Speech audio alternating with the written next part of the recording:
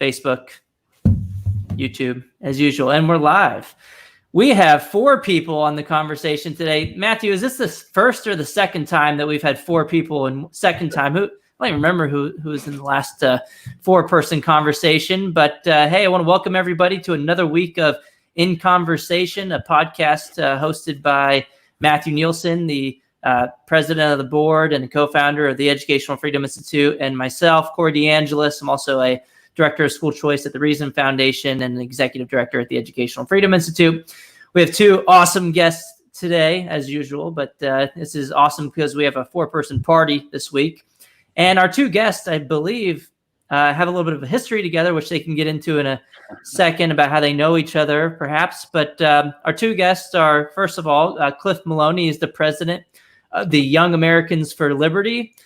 And I was actually supposed to see Cliff a few weeks ago at Young Americans for Liberty's annual conference in Dallas, which got shut down at the last minute. Not the decision of Cliff, of course, but it was the decision of the city of Dallas. There was a lot of back and forth, which we can get into in a little bit as well. But also Tom Smith, who's the principal at Bishop McCourt Catholic High School, joins us today as well. And he also had, there was a pretty awesome article in Fox News, which I'll bring up in a little bit as he's discussing it, called "Educator in Pennsylvania's Poorest Town Fights to Save Those Kids with School Choice." And they really highlighted the arguments made by Tom Smith about the need to get school choice in Pennsylvania and just what he's seeing on the ground over there. So, yeah, I just want to thank you guys, Cliff and Tom, for joining us today. Great to be here. Great to be here. Thank you for having me. So how about we get into that little bit of the background really quickly, since I mentioned it already. What's you guys' history, and maybe if you don't want to get into it too much, you could talk about why you guys are interested in education in general and school choice, and kind of your history and your interest in the topic. Tom, you mind if I take it? You go right ahead. All right, awesome. Corey, appreciate it. Matt, thanks for having us on today. It's pretty fascinating when I turn my face and see this article on Fox News, and I said, "Is that Mr. Smith?" And it was this kind of like weird moment for me. I run Young Americans for Liberty, national organization. School choice is a major issue that we try to advance. There it is. You see it. Educator in PA's poorest town. And I went to school. A lot of people that know my backstory, most people don't. I went to school and got my degree to teach math. And so I'm a certified teacher in the state of Pennsylvania, grades 4 through 8. I can teach any subject, but I'm specialized in math. And so when I was doing my student teaching back in 2014, I was at a school called Richland Elementary. And the principal at the time was a gentleman named Mr. Tom Smith. And little did I know at that time, that we were pretty aligned on some of our beliefs when it comes to the government's role in education. And, something I think that Mr. Smith will back me up on, and I got permission to call him Tom, which is also odd for me, knowing him as Mr. Smith. I'll back him up on the fact that even in the article he said, this is not about good teachers, right? This is not about teachers' intentions, right? This is about the system. And I learned from student teaching and kind of spending my time that it isn't about that. It's about really creating opportunities to make it so that the incentives and the environments line up for the students. And so before we dive into some of that, the background is in 2014, I spent a semester student teaching 5th grade at Richland Elementary.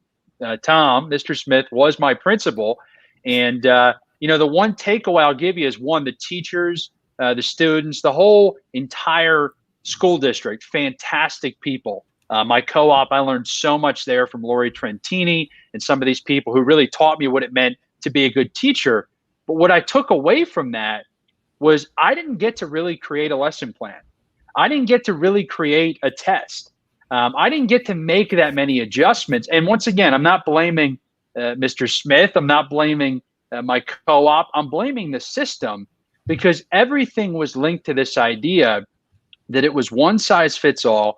The workbooks were set up. It was all based on these standards. And look, standards can be good, but at the end of the day, teachers should have the ability to innovate. Teachers should have the ability to create. And I think that was one of my big takeaways.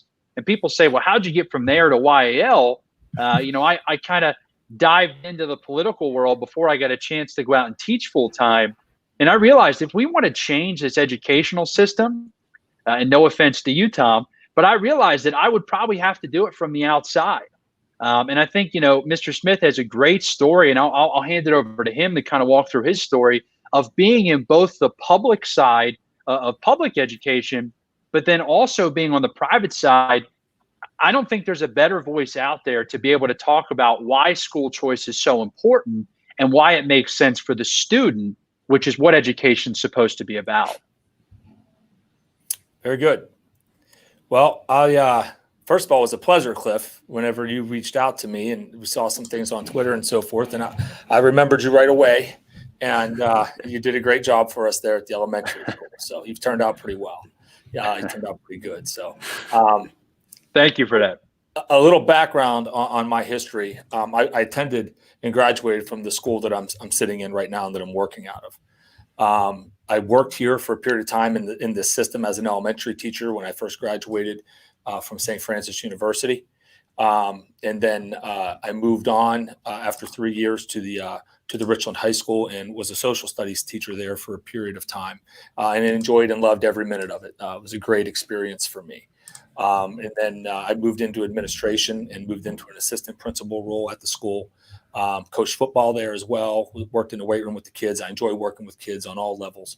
And then I went on to be the elementary principal where I met Cliff. And during that period of time, I met a lot of wonderful people. I had a great experience there. My children went to school there as well, and I lived in that community as well, in the heart of it, and it was a good place to be.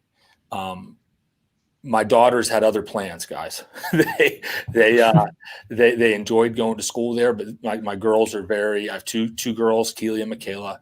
And they were about 2 years apart from one another, and they had this dream of going to Ohio State and be cheerleaders there. And they didn't want Dad to have to pay a whole lot for it. It was their dream from the time they were 5 years old, to be quite honest with you. And I don't know what the fixation was with Ohio State when we're in Penn State country, but they're a little different. So we're going to roll with it. So, my oldest daughter came to me one day and said, Dad, this is what I need to do to achieve my dream. And, I'm a middle-class guy. I'm not a rich guy by any means. And for me to be able to afford to send my daughter to my alma mater at Bishop McCourt, it's tough. That's a new car, right? It is. So we sold the car and we sent my daughter to Bishop McCourt. And I think it shocked a lot of people in the community where I lived because I was sending her to a private institution. But I think that for the most part, people there treated me pretty well and still do for making that decision, because they understand that I'm about kids and I'll do whatever I can to help kids get to where they need to be in life. And I don't think a lot of people held that against me in that community. I then had an opportunity to go down into the inner city of Johnstown and work there. And again, I still remain good friends with the people that work there and the teachers that work there. Great people on all levels, from administration to teachers, and really want to help kids. But as Cliff said, the system does not help them in the situation that they're in. I've seen it firsthand and lived it, and I've seen the opportunities that kids want to get and don't have access to it. So as my daughters came over here and I started working in the public school system, it was, again, getting harder and harder for me to afford. So my oldest daughter, we transferred her back to Richland after 1 year here at Bishop McCourt in the private school. We just couldn't do it anymore financially. And so we moved her back to the public school system. And so the next year came, and my youngest was going to 9th grade. And she said, Dad, we want to go back to Bishop McCourt. We want to be there. So I had a discussion with my wife, and, we had to make some financial changes in the way that we live in our house and did some things, but we found a way to get them both here together. And it was the best sacrifice that we could have ever made for our daughters. Changed their life. They converted to Catholicism due to the faith-based piece that they had here. changed them academically. They were working on their homework till 10 o'clock at night, and the school that they were in was very good academically.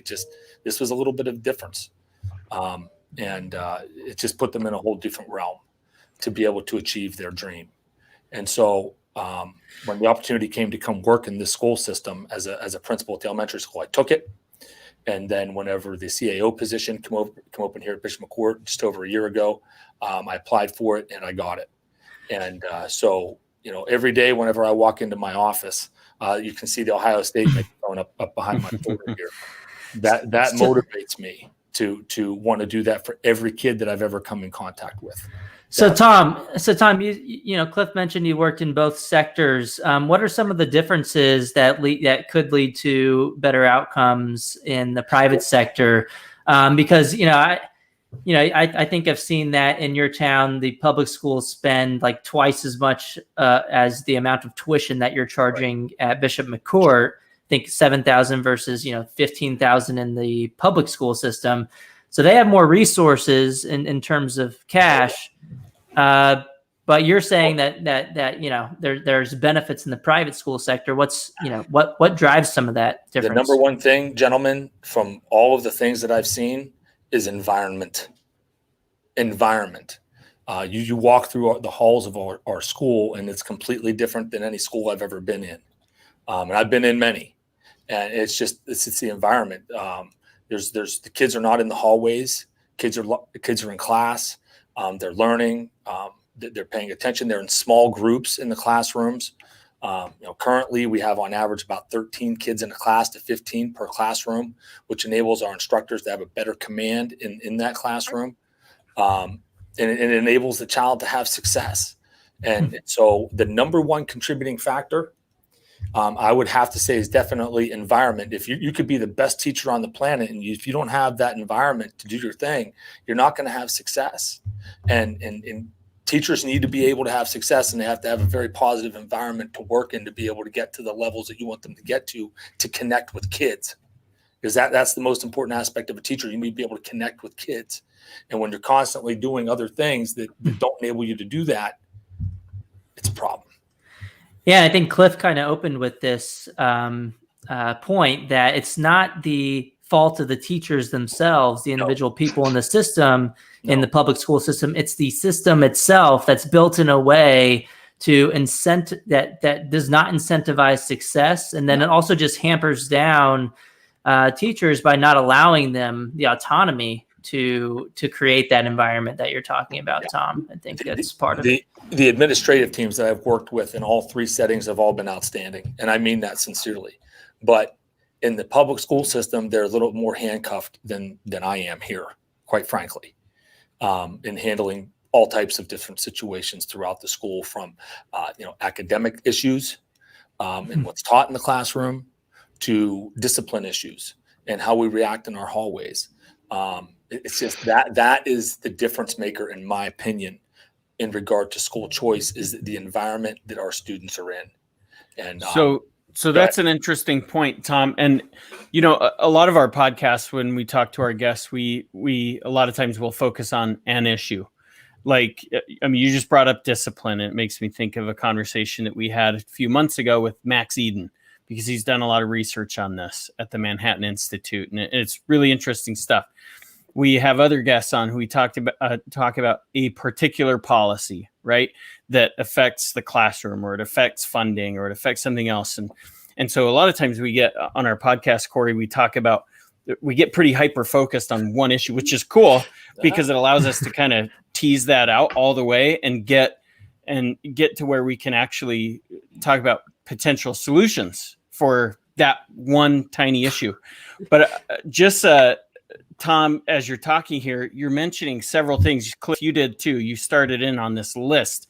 So I've just been mentally taking notes. I should have been physically taking notes, but I didn't catch it early enough.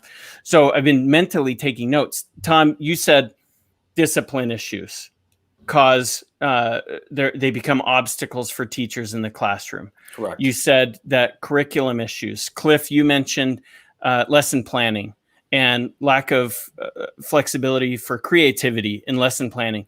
So I've started this list. There's more that I've missed there, but this, if I can, I just want to go down that road for a little bit and talk about what are some of the specifics. Those are a few. What did I miss? What are some other obstacles that get in the way that prevent kids from learning the best that they can at school? Well, I think that we saw some of this with the pandemic. The pandemic exposed a lot of weaknesses, Matt, in the school systems across America. Let's talk about a connectability to students and how in some of these other public school districts, they were a little bit handicapped in the way that they approached that because they were waiting on the governor to make a decision. I had reached out to several administrators that I'm very tight with here in our community and said, guys, this is going to hit us. Let's get prepared. Let's work together so that we're not caught off guard. And they said, Tom, we got to wait for the governor's call on this. And it never came. It never came. And it affected thousands of students across our region. And I know that those guys, and I won't say who they were, but they were very frustrated with that. And we weren't here. Okay. We came up with a plan. Our teachers, and this is another area that you're talking about, Matt, is staff. Our staff. I have a lot more flexibility with our staff here. They knew that if they didn't come up with something, there would be jobs potentially on the chopping block because parents are paying to go here. And if we aren't up to snuff, parents are going to leave. So we better find a way and we better find it fast. So we held a meeting. Our teachers did it in one day. They learned how to access and use Google Classrooms. We were up and running the next day, flawless transition.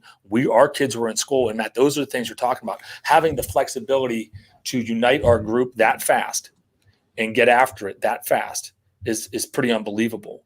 Just recently, Matt, next week, I'm buying our teachers all brand new laptops with cameras in them so that they can broadcast live. And the students that are quarantined or at home and can't come to school because of the pandemic, they're going to be able to Zoom live into our classrooms here with our staff. That is amazing. They're not going to miss class time. So what is that reopening plan looking for you guys? Are you offering a couple of different options or? We did, Corey. We knew we had to be open and have these doors open and have things safe for our kids to come back. And our parents needed to believe that we could do that. We opened last Wednesday with a phased entry plan. We had a certain group of students come on Wednesday, another group on Thursday, another group on Friday. Yesterday, we brought them all in, after we had kind of showed each kid our plan. Okay. It's been great the last couple of days for us here in the building. We want our kids to be in front of a teacher whenever possible. And we gave 3 options. Some kids didn't feel comfortable coming back to school and families, so you could go online. Okay, we have Bishop McCourt online. We have the Bishop McCourt Blended Academy that we opened back in January. We have a group that we've been working with called Catholic Virtual that handle the online learning piece.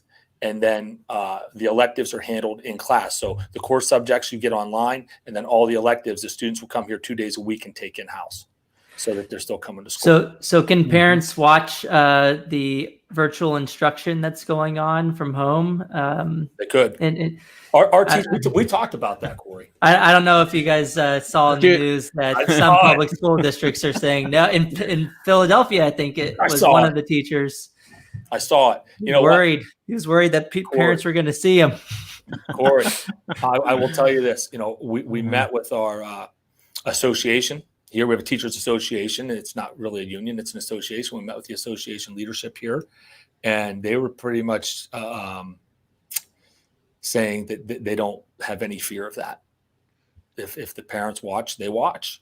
And they believe that they're putting out a good product every day, and if something would happen in a class, they can explain themselves and move forward. And there's little discipline things here and there that you deal with. If you're on the Zoom, you hit pause, you address the student, or you send them down the hall to me, and I'll handle it. Right? That's how it works. And then you hit resume, and you get up and running again. And our teachers are like, "Let's do it." If we can provide a better service for our kids, they were actually pretty excited about it, to be honest with you, Corey. And so I started to see the things that you were tweeting about earlier this week. And I thought, I'm a fortunate man to be in the building that I'm in and not have to deal with those issues where I have a group of teachers that get it. I have 30 some teachers here that get it, that understand. And Corey, you mind if I just back him up on that? So, I think this goes to show some of the reasons why, and Matt, let's add this as another one on the list. We'll kind of have the broad sections of just bureaucracy or regulation, right? So there are so many things that teachers want to do, but the system doesn't allow it, right? There's different. I mean, the pandemic to me was a huge kind of just gaping hole of, oh, wow, how obvious could it be, right? I mean, Tom is able to innovate, adapt, and within 24 hours, they've got a plan, they're up and running, right? Tom's talking about the governors. From a lot of the school districts, they're waiting for the secretary of the Department of Education. I mean, you're talking federal, right? I don't care who's in charge, right? This is it's called even a nonpartisan issue, right? It's about systems, and it's about a hierarchy that when you have people that you have to rely on that are so far from the problem, they can't solve it. And as somebody who would call myself, a free market believer, we believe that those that are closest to the problem have the best ability to solve it. So the pandemic really showed us this. And once again, I think, Tom showed he could create a solution immediately because they have local control. But it also goes to show in so many other aspects, right? If you wanted to change curriculum in your school district, a public school district, 30, 40, 50 years ago, we're talking pre-Department of Ed and all the funding that is linked to these standards.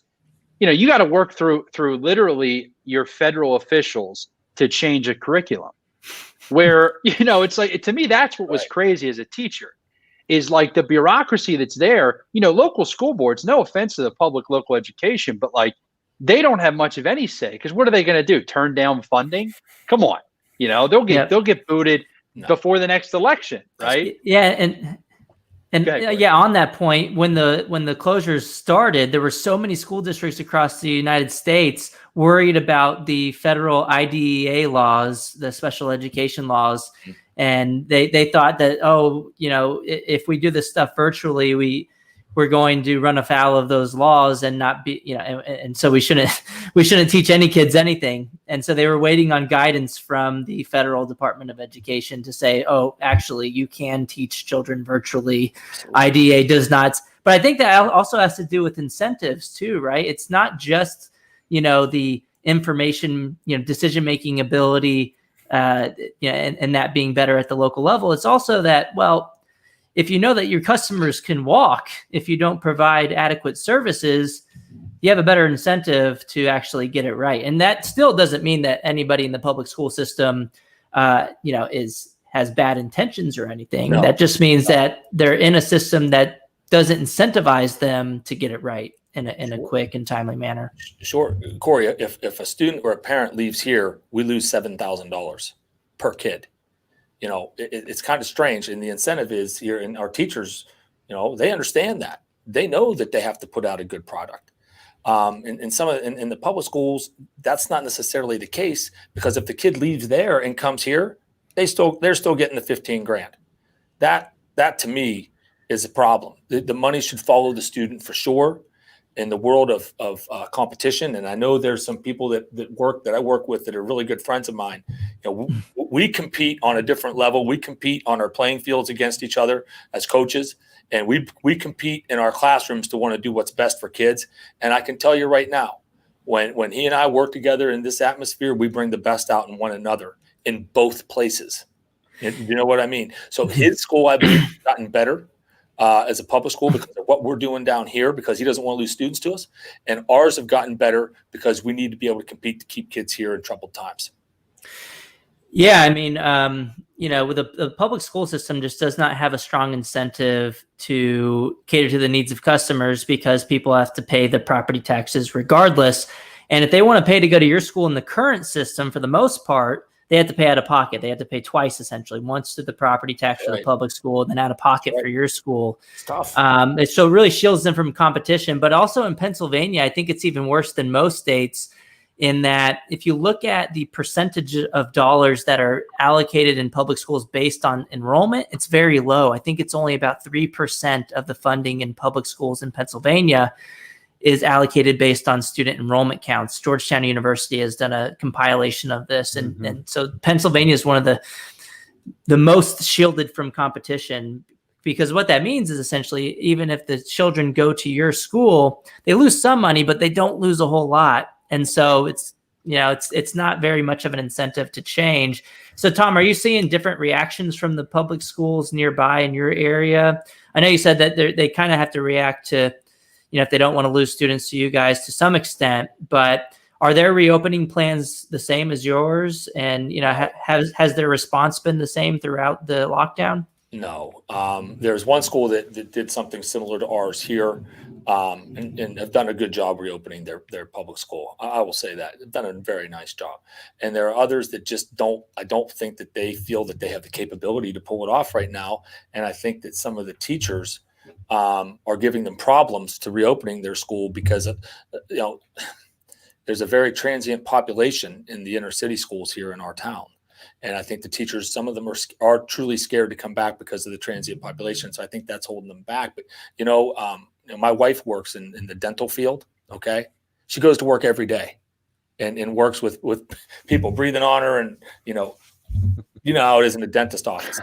Okay. Yeah. My girlfriend is a dental assistant as well. There you go. So, in the world of being exposed to these things, people are doing it. And I believe that our teachers are essential workers. I believe that they are essential workers in our community.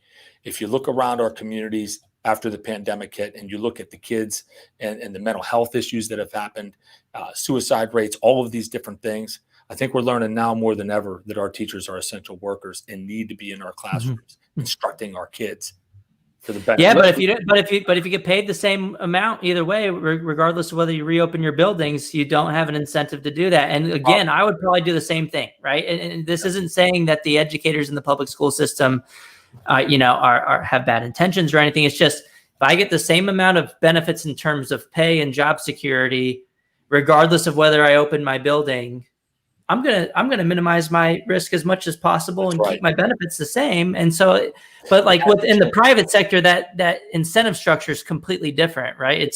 We're gonna lose our customers because our customers want this in-person instruction. And same thing. We saw the grocery stores reopen. We saw daycares have remained open in a lot of places and are reopening. Private schools want to reopen. Your private school is offering in-person options. Well, and Corey, let me back you up on that and say, look, I mean, I grew up outside of Philadelphia. If we're talking specific to Pennsylvania funding, I've got plenty of high school friends that they grew up in the Philadelphia area. They're now teaching, right? I got plenty of college friends. I went to college right where Tom's high school is in Johnstown, PA. Plenty of them are teaching in PA. And it has been very interesting for me, well, on two fronts. One, I get blasted on social media. If I put anything up about school choice, I mean, Tom can probably share stories once his article came out. It's just people that are in the teaching field, the incentive structure, like you said, of going back or of trying to figure out how to adapt. I mean, it's pretty vicious. What I hear from my friends that are teachers, because to them, the second point I'll make is in the public system, it is always, hey, our schools are falling apart. We need more funding. That is the constant line I hear from them is we need more funding. And I think, Corey, one of the things that you, dare I blow some smoke and call you a genius, you're very good at doing this, is that you point out that the funding is not the problem. Because if you look at it, when the funding is increased, we know it's not always going to the student, right? And Tom, not to call you out, typically we look at the admin costs in the public sector, and the problem is that the money is not, as much as we think it's an increase per student, the cost per student is going up, but the actual funding to the student is not. And so you leave teachers in this position of like, look, the building is dilapidated. We've got all these problems. We need more money for resources. And that is why I think in the middle of this pandemic, once again, things like micro schools that Corey has been touting and screaming about taking direct funding and giving it to students, I do see it starting to penetrate. Now, do I see it penetrating with my public school teaching friends? We're getting there. But I think the more people see that this is about funding going directly towards students, and you saying, hey, if you had $100,000 for a class of 20 students, and that's probably on the low end, do you think as an educator that you could do something with that? Hell yeah. Well, you could.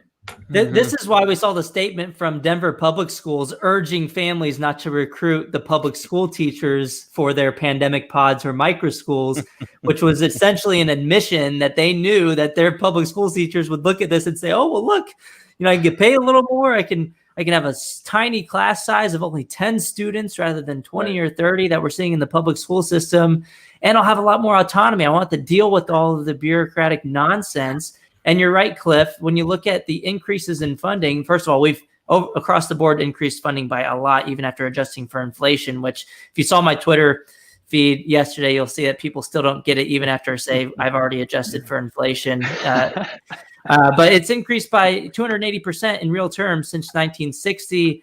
And about it's almost doubled since 1980 in the United States. So money isn't the problem. And more importantly, the money doesn't go to the teachers. Like what Cliff was saying, it goes towards administrative bloat and hiring more support staff and other wasteful forms of spending that, Ben Scafferty, who we had on this podcast a week or two ago, he found that between 1992 and 2014, real per pupil education expenditures have gone up by 27%, but real teacher salaries have actually dropped by about 2% over that same time period. So the money's not going to the teachers and towards the needs of the students. It's going towards the bloated bureaucracy of the system. So Tom, I want to ask you, what are your main arguments for why we need school choice and why it's more important now than ever. What's your take on the whole funding students instead of systems kind of idea? A couple things, and you gentlemen just mentioned a little bit of them right there. When you have kids now locked into no choice in a public school of having to be educated virtually, okay, a lot of kids can't learn that way. So why shouldn't the money go back to the parents to make that decision? Those kids have no choice. They have no choice, and they need to have a choice. The parents need to have a choice. I take people through this building all the time that just cannot afford to come here that would love to, gentlemen, that would love to.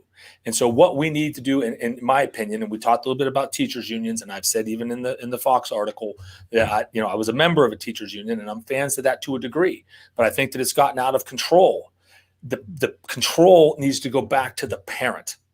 And if you put the control back in the hands of the parent, all of that is going to be snapped in line real quick. Yeah, I mean, I don't even have problems with teachers unions. I don't think any of us on this call have a problem with teachers unions in general and the ability to, kind of organize and protest however you want and strike however you want.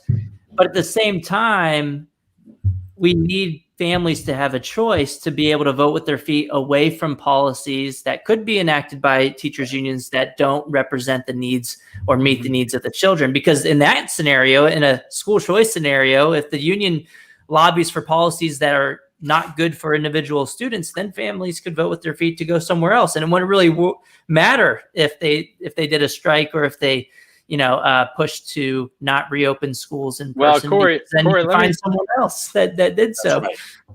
Let me make one point, and this is from a former education major, so I'm not in the field anymore, but I will share with you this. I think it's pretty intriguing. So, one of the things I'm not a fan of is forced unionism, right? So I think it's one of the interesting things with the DeAngelis decision, and Pennsylvania's got interesting law on this. But it's very interesting the environment created. And I'll share this. So as a student teacher, I was the first student teacher in the Pitt system to opt out of joining the union to get my insurance for student teaching. So let me I think of all the podcasts I could actually dive in on this, you're the only one where people would appreciate this. So when you go to student teach, you have to have aggregate liability insurance. And and once again, I don't think anybody had this as like bad intention from the University of Pittsburgh, but they give you one choice. And that choice is, hey, become an associate member of the teachers union, right? And many of the objections I'd give would be, the typical objections to joining a union in that they're going to take your money and are they going to use it to advocate for teachers? Maybe that's great, but are they also going to support candidates that might not have the same beliefs, right? Mm-hmm. So collective bargaining is one thing, but then there's kind of the membership being on top of that, right? So my one nugget to share was I literally went out and I shopped around to get the insurance and I got it at a third of the cost of becoming an associate member.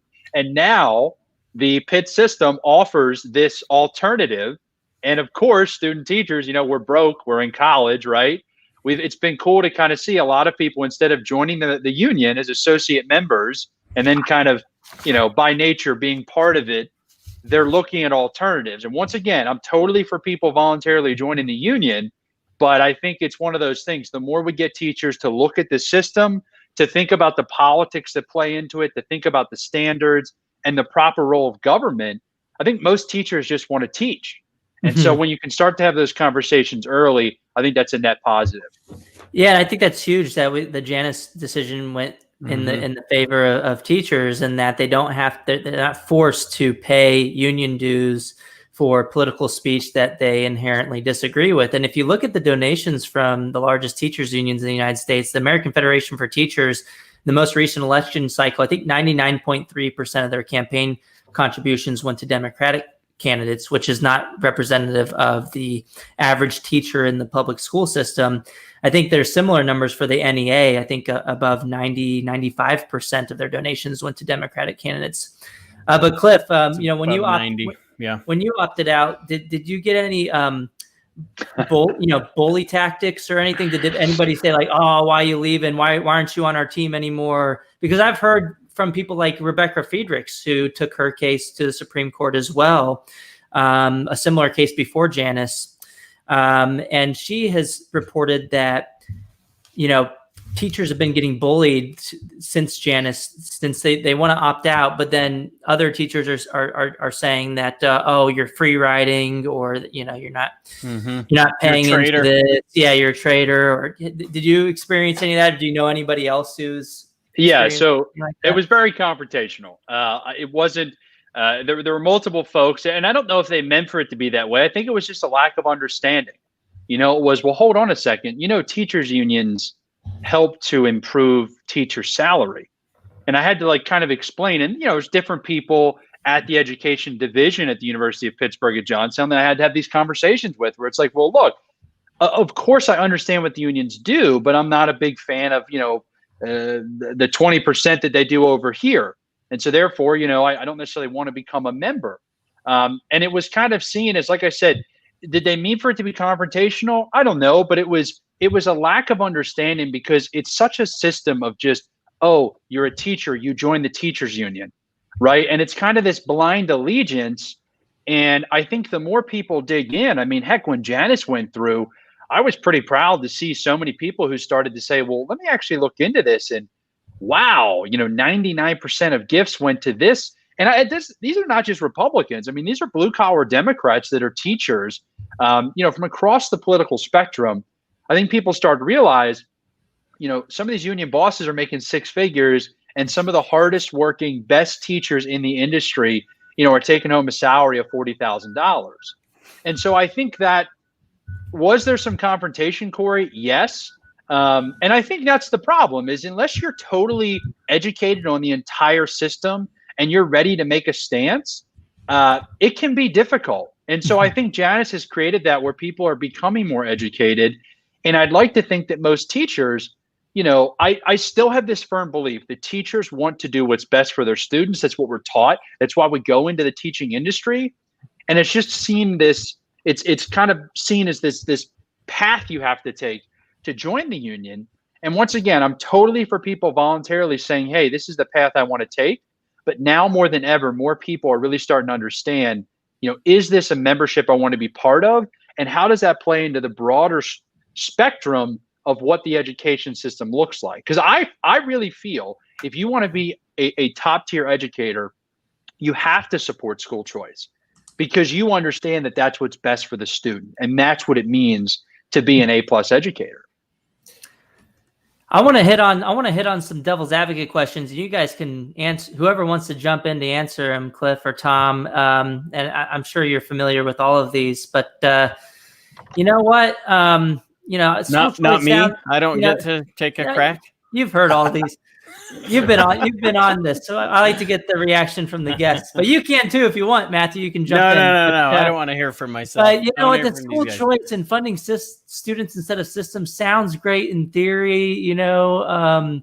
That we should, the money's supposed to be for the kids. It should go towards the kids instead of the school buildings. But doesn't that just mean you're anti-public schools, Tom and Cliff? Isn't Cliff? that anti-public school, or doesn't that steal money from public schools?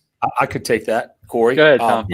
People would argue, and believe me, on my Facebook page, I argue with people all the time about what you just said. You know what? If we do this the right way in PA, it's not going to take away from public schools. Here's why. And if we're in education, like you said, Cliff, we need to be all about the kids, right? And if you're all about the kids, there is no argument for school choice.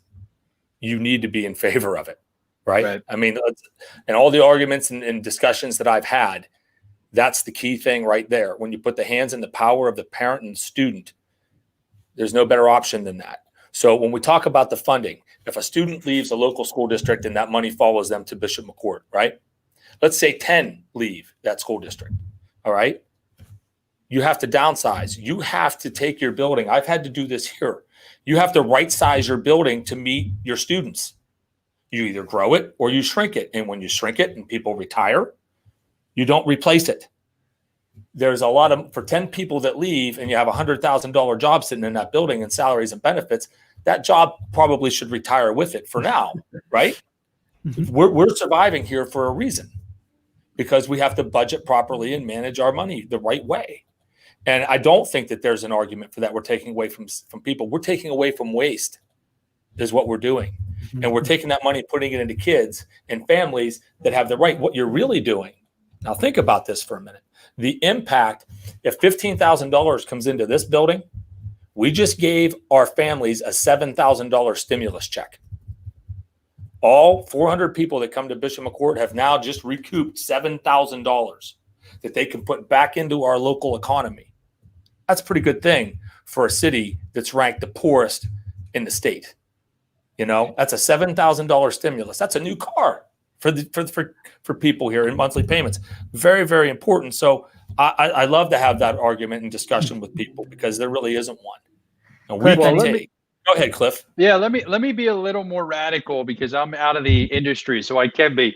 So I actually think, Corey, if I had to push back on that devil's advocate question, I'd say this. I'd say it's time for accountability. The public system has been lacking accountability for years. I'm a product of the public school system. I went through it. I loved my public school teachers. I loved the experience. But there is a lack of accountability. Bad teachers shouldn't be teaching. And the only way you're going to get there, and look, people say, oh, that sounds heartless. Come on. Any rational person, I don't care if you're not in the education field or if you're an administrator or a teacher, we all know this. There are fantastic 30-year-old teachers that are in the industry that have to sit and wait behind some of these 60 or 70-year-old folks who are just living out that tenure, getting a paycheck. They're making twice as much. And there's no way to fix that because the system's in place.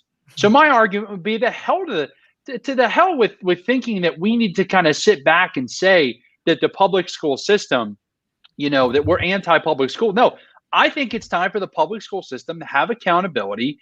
And I want to see these rock solid teachers that are when you have to downsize, like Tom said, when there comes a time where it's like, listen, it's the same thing that happens in the business world. It's the same thing that happens in real life, right? When you have a resource allocation and you have to decide where to put it, you're going to get rid of your weakest link.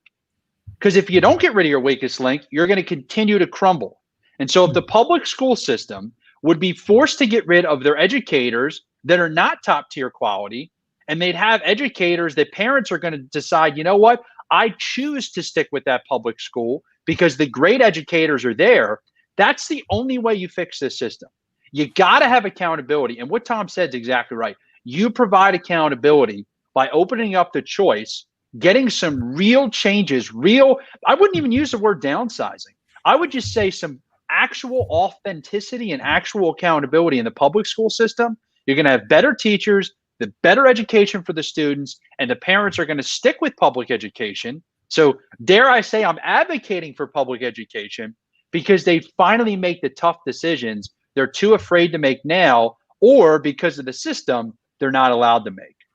Yeah, I think the problem with the argument that's laid out from the other side is that it overly focuses on the needs of the monopoly system and what would happen to the monopoly system if families were given the choice to leave. And it's kind of like saying that allowing families to shop at Trader Joe's is anti-Walmart and anti-Whole Foods. That's just not even a conversation that we have in these other sectors. And the reality is because in these other sectors, people are already allowed to take their money elsewhere, even if they're using food stamps. And it's similarly with Pell Grants. It's not like allowing people to use Pell Grants at a private school is anti-community college. I mean, that just wouldn't make any sense either. And the way that I try to frame this is that school choice doesn't steal money from the public schools. Public schools steal money from families. School choice just returns the money to the hands of the rightful owners, right? So I think it's just a wrong starting point from the conversation that they begin with. That they focus only on the benefits to the public schools, and if the public schools are doing so great, they won't lose any students at all. So that's another thing that we should think about. Why are you losing students? Why are you afraid that you're going to lose students when they're given the choice to leave? It's an admission that they think that they are serving an inferior product to families. Corey, that's a great point that you just said. What are you afraid of? Right? I mean, what are you afraid of? You're only getting like half of the money, and people are still picking to leave, knowing that they're going to get half of the money. Like if I stay in the public school, my kid gets $15,000, but if I go to your private school, I only get $7,000 through the voucher. But I'm still picking that, and that also goes to show you that it's not about money, right? It's about incentives to do a good job. And you know, Corey, just to build upon what you just said, there are school districts across PA, and some of them are very good, but still do not meet the needs of your child. Mm-hmm. Okay. Yeah, you can be a good school, number one school, right? Yeah, correct. You could be the number one school in the region, and your child is your child. You should have the right. You know what meets their need better than the state does.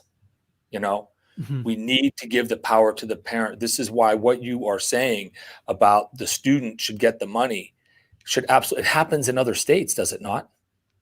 Yeah, there's a lot of states that have school choice. Matthew's from Arizona, and Arizona has a pretty large degree of charter school choice, but then also they have something called an education savings account program. Wish it was bigger, but it's not.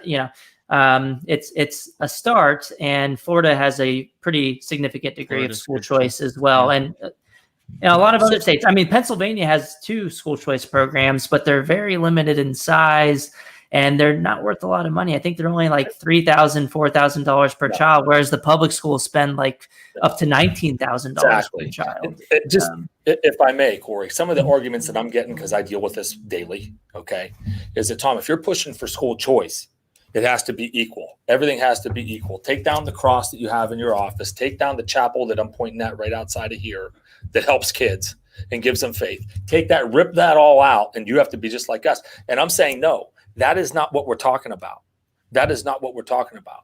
And we can't provide special ed where we are right now. We can't. They've had millions of dollars pumped into their system. Yeah, more money we could, right? Correct. We could, but it would take a little bit of time to do that, right? It would take a little bit of time to build that up. But like we said earlier, there's a VOTEC right up the street that teach kids how to drive truck. If that's what's best for those kids and that's what they want, please go there. There's another school right over here that's awesome with culinary. If that's what the kids are after, go there. There's another school right here that I'm sitting in here right now that is great for college preparatory. Go there. Each school may have its niche in a 5-mile radius of where I'm sitting. Every child should have the opportunity to go to whatever one they want to. And if homeschooling, and I know you talk about that a lot, I'm not afraid of it. I'm not afraid to compete. Yeah, let people choose that. Let people choose the charter, the public school. I'm not against it at all. You talk about that a lot. I'm okay with all of it because I feel we can meet the needs of so many more children if this opens up. So, with that being said, let's compete. It should, if it should bring out the best in all of us. Right. Yeah. And I know you know about this, Tom, but the recent Supreme Court decision, Espinoza v. Montana, established and made clear that you cannot prevent religious schools from participating in private school choice programs if you're going to have a private school choice program, because that would be discrimination on the basis of religion. It would be a violation of the free exercise clause of the First Amendment of the U.S. Constitution. And so, when people come to you and say, oh, you got to take the cross down, you can't have religion in your schools, that would be unconstitutionally discriminatory against religious institutions, but also religious families who want a religious education for their children. In the same way, Pell Grants can be used at religiously affiliated universities like Notre Dame. And no one has a problem with that. And it's because it doesn't threaten a monopoly system the same way that private school choice at the K through 12 level does. And that's also like something I like to point out, that a lot of the people who oppose school choice at the K through 12 level are okay with it when it comes to college. They're okay with it when it comes to pre-K. They're okay with, funding individuals when it comes to food stamps. So why, the only way that I can kind of bridge that apparent disconnect in logic is that only in K through 12 education is there a huge threat to an existing system that gets your money regardless, right? Because the norm in pre-K, the norm in college, the norm in grocery stores is that the money follows the person already, even when you're using taxpayer-funded systems. But we'd probably have different conversations if the norm was, oh, well, you're going to be residentially assigned to a government-run grocery store. You'd probably similarly have grocery store lobbies and employees fighting to prevent you from going to the evil private corporation grocery stores. But we don't have that. And it's because it's a different default. It's a shame. And I will tell you that the Fox News story that came out last week, I've had some people approach me and say, Tom, do you think you can save so many kids in this town? You really think you can save so many kids in this town? And my response was, we'll save one at a time, which is more than is being done right now. But we need the funding. Give us a chance. I have right now around me, I have 4 schools sitting empty, 4 schools within a 3-mile radius of where I'm sitting now that I could fill with kids if this would go through. And I know we'd fill them. Yeah. And a related claim to that, from the other side is that, oh, you can't serve all students, so we shouldn't allow any students to have choice, any low-income students, because the higher-income students are already choosing pandemic pods in private schools if they have the means to do so. So what they're really saying is that low-income students should not be allowed to have choices. And their argument is that, if people are allowed to choose and escape the public school system, which first of all is an admission that they don't think the public schools are serving them adequately, they'll secondly say that, well, draining the resources from the public schools, which is already a problematic way of framing the discussion, they'll say the kids left behind in the public schools that you do not have room for may be worse off. That's their argument. Do you have a response to that? If not, I have a few. Kids that are left behind, they'll have more time to focus on those kids in smaller classrooms. I mean, that's what it's all about. And I will tell you, believe me, I bring kids into here every year from school districts all around me, some at a very high level, some at a lower level. I brought kids into this building last year that couldn't read. That we have coddled and brought along and got them to the point where they're pretty darn close to grade level now. I have kids from I thought the school I was in before was the most diverse school in the county that I live in. I was dead wrong. This school that I'm in now, Bishop McCord High School, is the most diverse school in Cambria County. We have Chinese students. We have students that are extremely wealthy, would have more money than I could ever imagine. We have kids that have nothing, absolutely nothing. We have an African-American population. There's Hispanic people. We have kids from all walks of life, and it's awesome to see. Now, I don't know that it was always like that. I don't think that it was, but over the last 5 to 10 years, it's become more and more like that. And what an awesome thing. What an awesome thing for our community. Well, people would say public school, we're not diverse. They're wrong. We are extremely diverse. I'm sorry, as a private school, they're wrong. We are extremely diverse. And let me just back up Tom by saying, like I said in the onset, Corey and Matthew, I think Tom comes to it from a great perspective because, a lot of times, a lot of the public school, anti-school choice folks will say, well, you don't know, you haven't lived it. And I think that's the thing I love about Tom's story is it's like, look, he spent time on the public side. He spent time at the high school and at the elementary level. He's kind of been through the system. He's taught and he's done administrative work on both sides. And I think it goes to show you, the thing I really like about him is that he's okay with homeschooling. He's okay with charters. He's okay with some of these other the other competitors. That this isn't just him versus the public school, right? This is talking about opening up school choice and educational freedom, because he truly does believe in competing. I mean, he talks about being a football coach. I mean, the guy's an athlete. That's how we should allocate resources in the educational field. And so who better to talk about it than somebody that's not just saying, look, it's public versus private. It's all these options: homeschooling, charter, whatever these parents think is best is what should be allowed for the student. And as you say, and as the great saying goes, zip code should not dictate whether somebody should have a quality education. The school I went to in the state of Pennsylvania, Chichester School District, I love it. I graduated 2009. It is not ranked out of the 500 school districts in Pennsylvania. It's in the bottom tier. Now, I'm not saying by any means that I, think that the school district once again is horrible, but I would have loved the choice. I would have loved the competition to maybe give Chichester that incentive to have to grow as a district. And not an incentive just meaning on the willpower of the administrators on teachers. I mean a real incentive based on seeing students and having to make adjustments based on the marketplace.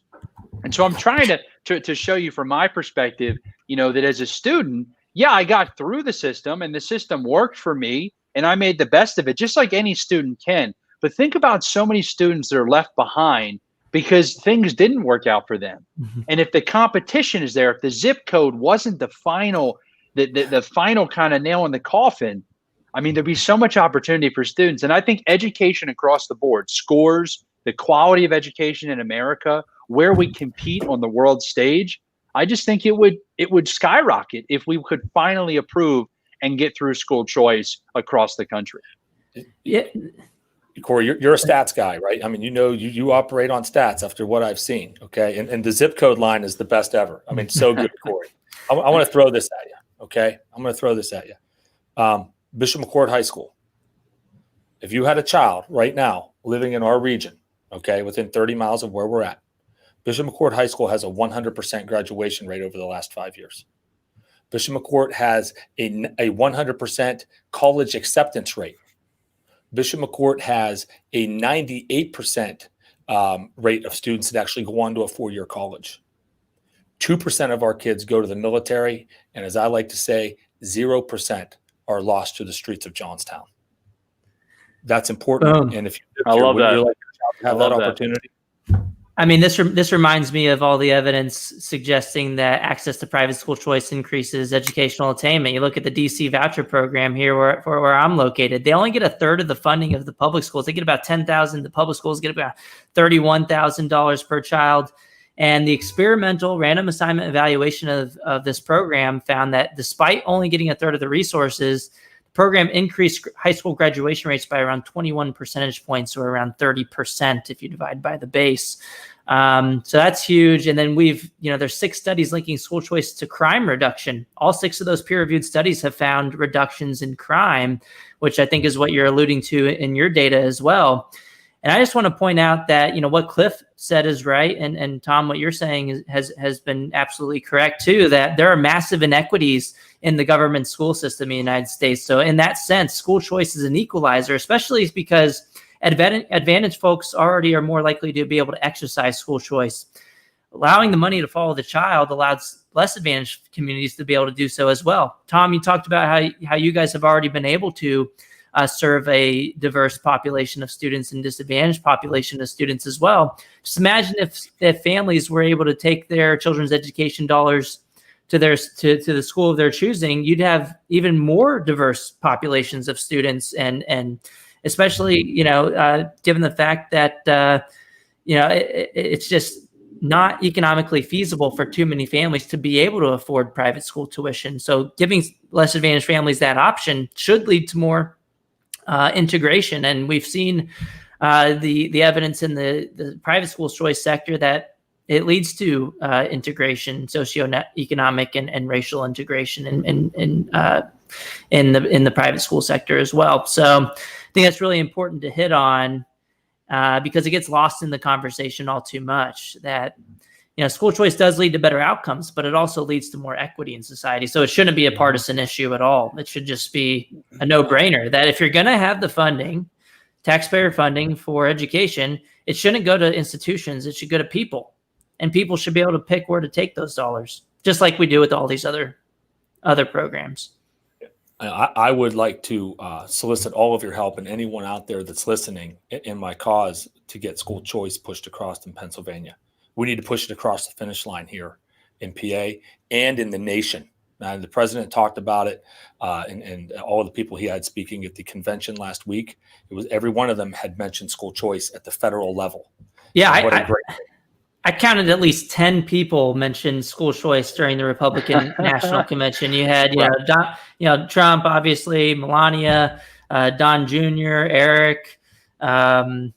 Ivanka mentioned I think Tim Scott. mentioned Tim Scott it. talked Tim about it. Scott he killed it. And Tim Scott's also a sponsor of the School Choice Now Act, the Senate bill version of that, which would fund students directly, and it would use up to $5 billion in federal tax credits for school choice, and individual states would be able to opt into that federal program, which is a good thing, even from a libertarian perspective. Even though I typically don't like federal involvement in education, but the reality is we already have federal involvement in education. This would be a step in the right direction in allocating dollars to students instead of systems. Then we have Rand Paul. We can't forget about introduce the School Act, which would take nearly all existing federal education dollars that's already being spent and reallocate that to individual students who could take the money to the public schools that they want, just like they currently are doing, but they could also take those dollars to a private or homeschool option too. Well, hold on, we can't forget about Thomas Massey's bill to abolish the Department of Ed and return the power back to the state. I mean, I'm a radical, but I gotta drop that line in. It's not in the Constitution, right? I keep looking for the word education, and it's not in there. But yeah, I mean, that's another proposal that could work as well. A lot less likely to get done than Rand Paul's School Act, but hey, all these options should be on the table, and we should be talking about all of these things.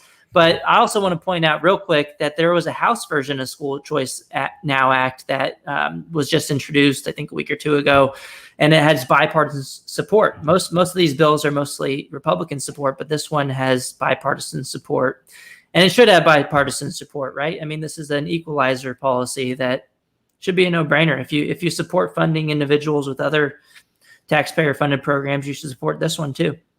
No doubt, it's great. Guys, I would just throw this out there one more time, that whoever you can get me in front of, I feel very passionate about this after the things that I've seen in the schools I've been in and the kids I've been around, and my own kids and what they've been able to do with their life because I could make the decision. Every parent. So on a national level, however you guys can help me, Fox News has stepped up and helped me out a little bit. Whoever you can get me in front of, the Pennsylvania Education Committee, I need to get in front of those people, and they need to understand where I'm coming from. I'm a very passionate guy.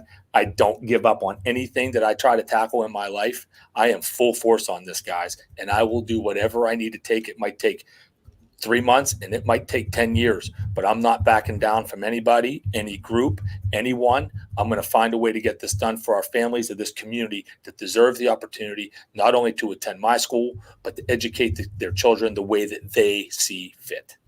That's awesome. Boom. Tom, we're super Thanks, Tom. happy to have you on our side, and we'll definitely reach out to you for help with expanding school choice, particularly in Pennsylvania. I know they have a couple small programs, but that's not very meaningful, especially for families who need real options.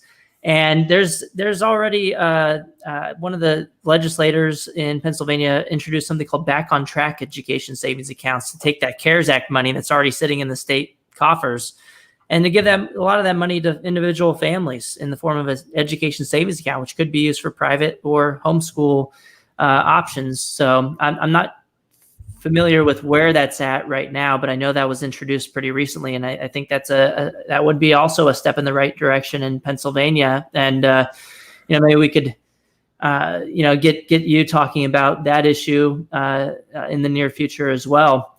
So Tom, I know we're over. the hour that we talked It's all about. But I got to hit another devil's ahead. advocate question. I have to hit another devil's advocate question for you. I have time. Go ahead. It just came up. And, Tom, you and I think this is one of the most ridiculous devil's advocate questions. So I just got to preface it with that. But a lot of people, they look at school choice and they say, Tom, worked out for your family. You were able to choose. You're a pretty informed guy. You know how to choose, schools, and you could do a good job with picking good schools. But what about, the disadvantaged families that they may not have the information necessary to pick the right schools for their children? What do you have to say to that line of reasoning? Well, I got to be honest with you. I don't know that there's a lot of people here in the community that are educated on school choice, period. That there needs to be some town halls here in our town, and there needs to be some information spreading of how that could affect and impact their families. I think we do a pretty good job here at Bishop McCourt. We have a development office. We get word out to people and so forth. But I think that, when parents are raising their child, and as they're coming up and getting older and older, they begin to develop and understand what's best for their kids and what environment would suit them the best. And if it's the system that they're in, that's okay. I mean, that's the environment that they want to be in. If they're thriving in it and doing well, it's great. Again, I lived it myself and I saw what my kids needed. They were in a good school. So I would say that to any parent out there that is seeking a change, look around your neighborhoods. Look at what options you have. Look into homeschooling. Look into the pods that you talked about. Look into Catholic education that has been here for hundreds of years. And yes, there's been some tough times in that world, but you know what? We've taken them head on, and now we're way better off and learned from mistakes that have taken place in the last 100 years that we've been here. So you need to be educated when you want to educate your child as to what's best for them. It's so very important. And that changes over time. It can change over time. Yeah, and even all types of families, low income families included, know what's best for their children. They know a lot more than what they have more information and incentives to get these decisions right than bureaucrats sitting in offices, hundreds of miles away. And look, you don't need to be an expert on a topic to choose that particular provider of the service. I can pick my car dealership without being a mechanic or a manufacturer of automobiles. Right. I can pick my doctor without being a doctor. I can pick, my clothes, hopefully somewhat adequately without being a fashion designer. I can pick my groceries without being a nutritionist. And you can go on and on and on. People can make these decisions with heuristics and rating systems. And you do that with schools too, right? That's absolutely. Yes, I have people come to our schools every year from all walks of life. And some families that have come in and have taken the tour, those families, some of the families that moms and dads have come through never graduated from high school. They don't want that to happen to their child, Corey. They want to have a better opportunity for their child. So they'll come in and say, Mr. Smith, I'm not going to let what happened to me happen to my student. And there'll be some people, Corey, that never figure that out.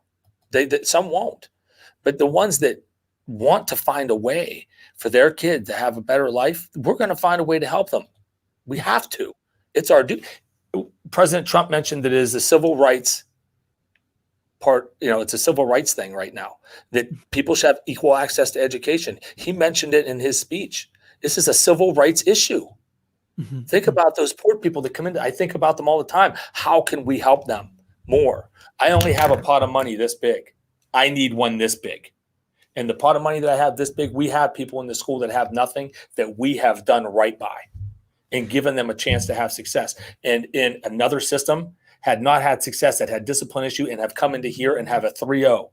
I have a young man here that was struggling in the former system that he was in, comes into here now as a 3-0, and his mom posts about him all the time and is so very proud of him. Those are the types of stories that our people need to hear. And we have so many of them here. It's amazing. Now, on the other hand, Corey, there are some kids that don't make it here. When a parent and through school choice and there's money being funded to get you here, there's a line that I like to tell the kids: you get to be here. You get to come to this school. It's not necessarily, something that's given to everybody right now because they can't afford to come here. You get to be here. And when kids hear that, that is a very important piece of getting them on track and motivating them to want to stay here. We have had some kids that didn't make it. Okay. Well, and I'll say ahead. this to you. I'll say this to you, Tom. I mean, I want to also add in. I mean, I want to say thank you for you leading, because the problem we have is, and Corey, you can take offense to this, and your listeners will hopefully laugh. You know, we got the policy wonks, right? We've got the facts and figures. I think, Corey, you've led in an amazing way, you know, engaging some of these folks online with real statistics, and they don't know how to respond, right? But what we need is we need to pair Corey's ability to message with people in the field like Tom. And Tom, the one thing I'll offer you is this. You know, at Young Americans for Liberty, we focus on state legislators. You and I should talk after this. We should talk. One of the major driving factors in our survey is school choice and educational freedom. Boom. And so I will tell you, you said 3 months to 10 years. I hate to tell you, it's probably going to be more towards the 10 years. I'd like to think we could do it a lot quicker. But I think if we have a dedicated effort over the next 2 to 4 years, bipartisan, right, getting people of all parties to support school choice, I think we put a little bit of political pressure on them and we educate the community about it. I think there's a way to get it done, and I'd love to work with you to do that. We'll certainly take you up on that offer. I told you I'll do whatever I need to do. But part of having a special school here is maintaining being special, guys. We got to maintain it. You got to have discipline. You got to have grades. You got to do the things you do. And that's what separates us a lot of times from others. So we need to maintain a standard here so that we can continue to do the things that we do for the kids that want to come here and the families that want to get their kids here.